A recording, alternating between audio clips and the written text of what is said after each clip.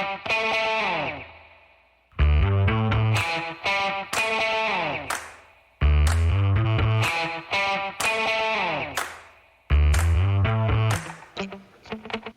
folks. Welcome to another episode of Film Study. This is Ken McCusick, and it's time for this week's matchup show. We'll start with the defense, and here to do that with me is co-host Fraser Tafar. Fraser, how you doing? Doing good, Ken. Ready for part 3 of the Harbaugh big-time Monday night matchup against a must-win AFC team against the Chargers. Never had less than a primetime game for the Harbaugh. Two primetime games, a Thursday and Monday, and one Super Bowl. Yep. But the Harbaughs have never met anything less than that. John Harbaugh has a tremendous primetime record, as does Lamar Jackson, in terms of wins and losses. Not quite as great on the road as they have been at home. Yep, and I think there is some truth to that, just the difference in atmosphere, but John Harbaugh knows how to get his guys up for these nighttime games and make them peak at the right time. You talked about that at length at your show, but it's very crucial, and that's one of his coaching characteristics that you cannot. It's invaluable. It's nothing that you can measure, and something that we should value with our time with John Harbaugh. Yeah, we should. And you look at the Steelers, and they are now 0-8 in road Thursday games. Yep. That's pretty darn terrible. It might be road division Thursday games, or it might be all road Thursday games. But either way, it's bad. Yeah. And it'd be worse probably if it was only the division games, and that wouldn't be shocking. But he's had plenty of chances to beat the Browns and the Bengals. It hasn't all been the Ravens who hasn't beaten on Thursday night. But this is it's something that is, I think, less appreciated about Harbaugh, and I don't think Tomlin completely has his hands on how to get his team peaked at the right time of day. I think that's a significant concern. Yeah, and I think Tomlin has his strengths in areas we wish John had, and I think maybe Steelers fans would have vice versa. So it's I like Tomlin on what he brings. It seems like whenever he goes against John, he's just able to be maybe half a step ahead, and that's enough to win the game. And gets a little old sometimes, but hopefully next time they come to Baltimore, turn it around. Very good coach, no doubt about it, and does a lot of things well, and really is a defensive guy in addition. So he oversees the defense for that unit, whoever they've had. DCing has basically reported to him within that structure. Maybe not Dick LeBeau. Dick LeBeau had. That's a long time ago. Yeah, you're right. Yeah. But the one thing about Tomlin that Steelers fans continually complain about, and by the way, there's a small, highly vocal minority both here and in Pittsburgh that wants their longtime head coaches fired. Yes. They scream at the top of their lungs all the time, but there's a fair number in Pittsburgh that want it, and the usual things they cite are game management. That's absolutely terrible game management. The truth of the matter is, if you look at statistics like cowardly punts and such, that's an area where Tomlin consistently leads the NFL. So it's an area where newer, younger coaches tend to be much better at managing the probability of football than some of the older coaches. Harbaugh is one of the few who's really adapted well to it over the years, and he's kept up with it. They've got analytics people that they trust, and most of the time he'll go with the analytics people on in terms of going forward on fourth down. And none of them was it Brandon Staley, the guy who was at the coach for Chargers previously. Yeah. Yep, He was the most extreme. He, 4 times a game in his own territory, he might go for it on fourth down and 3 or less. That's a very extreme, high risk, high reward kind of way to be, but is justifiable by analytics, and the coaches that are closer to that, I think, are generally doing the right thing. And Harbaugh, just one last note on this, Harbaugh has really been ahead of the curve on that, actually, on the analytics side. Yeah. I think even before Lamar Jackson got there, we were getting more towards going for it and making these differences. With Tomlin, even last week's game, I was actually surprised when they punted the ball sometimes near in the Ravens territory on the edge. It's like, wow, I know if this is us, we'd be going for it. So to your point, that old school ball, and I think he really trusts the defense. So that might be another key why he's able to do that, punt the ball away, and just put it in the defense's hands to win the game. you can whatever helps him sleep at night. If you're giving away points, go ahead and do it.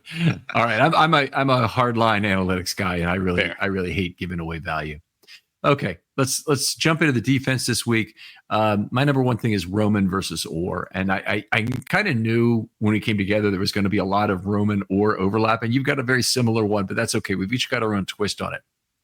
I think the Ravens have obviously a lot of experience still on this defensive unit, including players as young as Kyle Hamilton in the 2022 group who've already done extensive practicing against the Roman era offense that the Ravens had with Jackson and obviously read option and whatnot, but a lot of Roman's run scheme. They'll look for a lot of those similar concepts. They'll try and identify those. They'll probably have linebackers who can do it because a lot of the linebackers, and for instance, Malik Harrison or Roquan Smith, if he plays, were there at the time, and they'll be able to identify concepts on the fly, maybe even kind of call out the plays as they're happening. There'll be a lot of similar misdirection used. And when I say that, they'll pull two linemen. They will go jet motion the other direction. We'll see all sorts of things trying to pull the linebackers out of position. And that, to me, is the heart and soul of this. The inside linebackers in particular need to be careful not to overread. And this is a place where the absence of Roquan Smith could be a big detriment to the Ravens in this game. And I'm very anticipating on what they're going to do because they cannot throw Harrison out there and expect us to be successful against anything that the Chargers throw at us. I think he's shown that he has issues in coverage and in run fit as well. He's very physical, but it's not enough for us to get by in these types of games. The counter bash action you're referring to, Roman is a master at that. It's almost like I didn't notice that play was in football until he called it in 2019. And it was like, oh my God. So he's revolutionary in that sense. I do think if we're able to stump them, it's going to be with Kyle Hamilton. It sucks that he's not going to be free and be able to do exactly what he wants. But if somehow they change up what's happening and put Marcus back there, maybe in a dime situation, maybe we're able to see him really float free and cause havoc around the line of scrimmage. Might be a game where the Ravens go to more base defense, which really is going to press the need to have another defensive lineman active, by the way. But if they're going to go to more base, that's 3 down linemen. You're definitely committing to stop the run. We'll see how often the Chargers dictate that, basically with heavy personnel groups, because they can do it. Ardarius Washington could be the lone guy on the back end with Hamilton up close to the line of scrimmage covering a tight end in some of those kind of packages. Then you get his tackling value up close to the line of scrimmage. Something tells me that Roman might try and actually avoid that, might try and want to create reasons for Hamilton to stay on the back end with his packages that he works with. No, fair. And moving into my second point, my matchup is Orr versus the Vault, quote unquote, that we had over the years here in Baltimore. I expect Greg Roman to come out with some wrinkles that we haven't seen. Something that popped out to me against the Bengals last week, I think it was the last drive on the touchdown drive. They had McConkey come in on a motion towards the line of scrimmage, snapped it while he was still in motion, and they ran a corner route with him, and he popped wide open, confused the defense. It's just scheme we haven't seen with Roman. I think those little intricacies can show themselves, and I think Kipper's in a problem to Orr.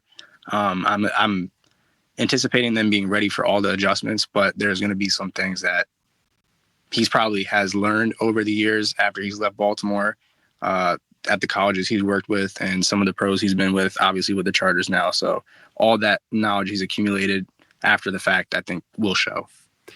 There'd be a high incentive for him to pull some new things out of the vault that he's never shown anybody before, that he's never installed in Baltimore, that the Ravens defense has never seen.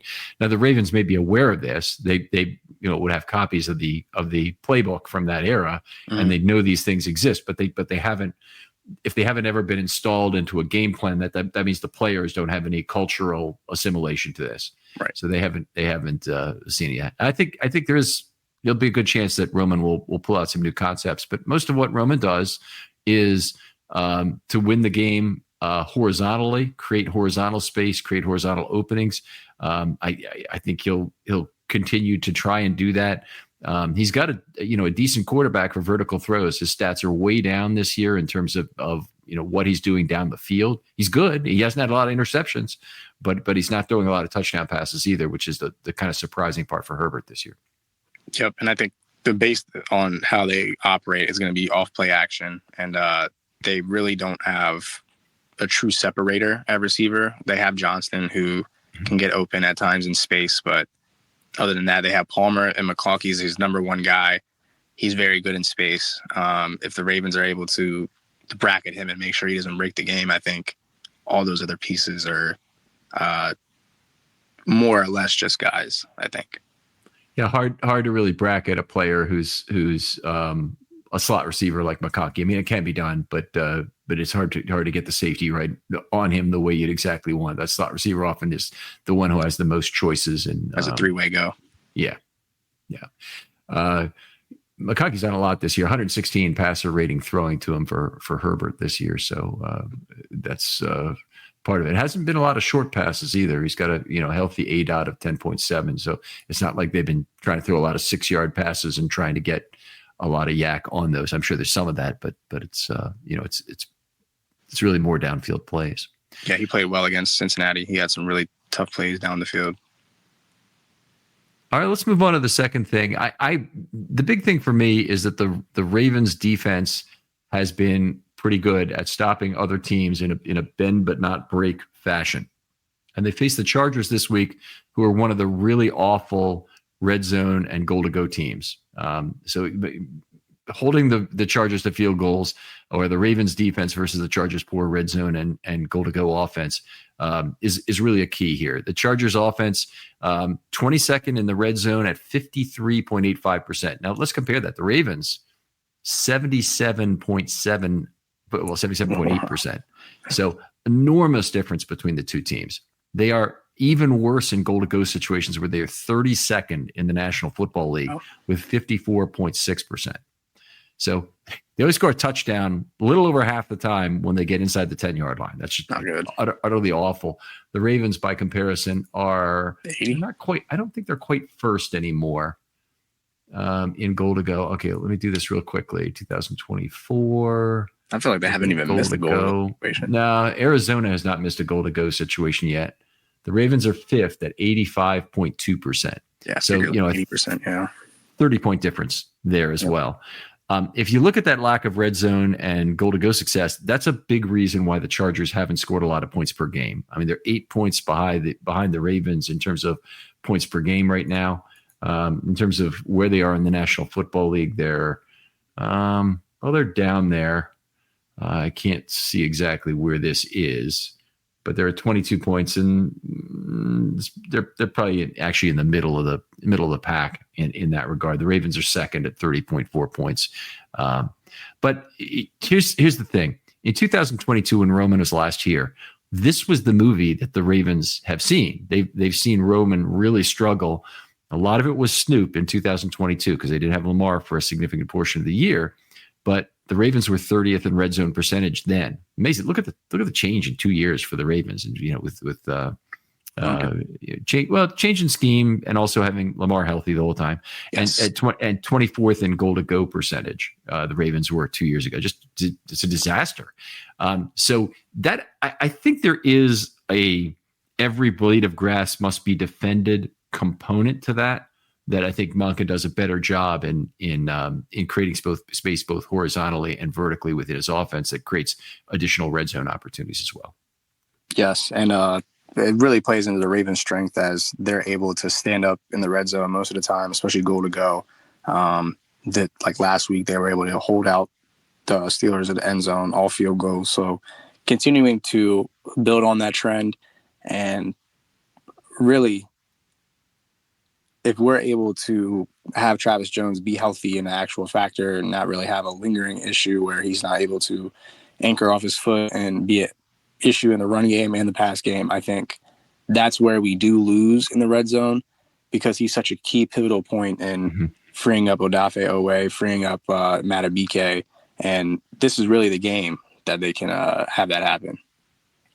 It would be a very, very big deal to have him be healthy for this game. And he was limited the first day of practice. So it's not looking good. Just from that perspective, that'd be one of my key concerns for the game. How about your second matchup? Yep. Picking right back onto my second matchup. Speaking of Justin and Travis Jones, my matchup is the Ravens front seven versus the Chargers O-line. They're very strong on the outside tackles. They have 2 potential all-pros at tackle position, and interior, they are lackluster to say the least. This is going to be, like I mentioned, the opportunity for Jones, Matabike, Urban, Wormley, and Washington going to be able to try to get pressure up the middle, make issues, and also Robinson as well. Just having him in the lineup, throw curveballs at them, and it's going to be a long day for the guys on the outside. I'm looking for Kyle Van Noy to really show his veteran presence and hopefully take Joe Alt to school and really be technical on how he's attacking him and not just going at him on a bull rush. And then hopefully Roquan is 85% of himself and able to go, and that will help us really shore up the front seven, because if we're forced to put Malik in there or Chris Board or whoever, I think we're going to be in a long day on defense. Yeah. It's definitely a significant weakness, and the Ravens don't really have the safety depth anymore to play a safety at dime to replace a linebacker. They played dime with four corners last week, but it's definitely not as physical a unit. If you want to try and get after the quarterback and whatnot, it's probably a little more difficult. One thing I do expect the Ravens to do some in this game, though, is blitz off the slot. And you can effectively blitz off either of 2 slots if you're playing the 4-corner dime, and you can blitz off the slot, of course, anytime that you're playing nickel. So one of the things about Van Noy on one side, but also against Rashawn Slater for Owe, is that I think this is a good game for them to try and fan out those tackles, create B-gap space that will allow some blitz lanes, some additional opportunities for blitz. And you kind of minimize the coverage weaknesses of a player like Simpson, say, or of Harrison as well, if you rush the quarterback with him. If he's not covering, he can't hurt you on the back end in the same way. And at least you've got a chance that he can use his quickness. And particularly in Simpson's case, I think he's able to exploit that. Yep. And also a thing to watch out for is Herbert hasn't hesitated to tuck and run this year. So I think that's something we have to be cautious of. Probably not rush him like we did Russell Wilson, but he can, I would say more so like Drew Lock. Well, not Drew Lock. Bo Nix, yes. How Bo Nix was this year. He was able to slither out of there, make some yardage. I expect Justin Herbert to have the same type of game in terms of rushing. All right. Outstanding. Always great to do this show with you, Frazier. Tell folks where they can talk football with you online. You guys can reach me at Twitter/X at F_Rave8. That's F_RAVE8. All right, folks. Thanks for listening. As always, anything you want to do to push this show to one new person is always something I ask folks to do. In particular, if you can show anyone how to play it directly off the website instead of off a podcast app, that might help an older person get into this a little more. For Frazier Tafar, this is Ken McCusick saying goodbye, and we'll talk to you next week on Matchups.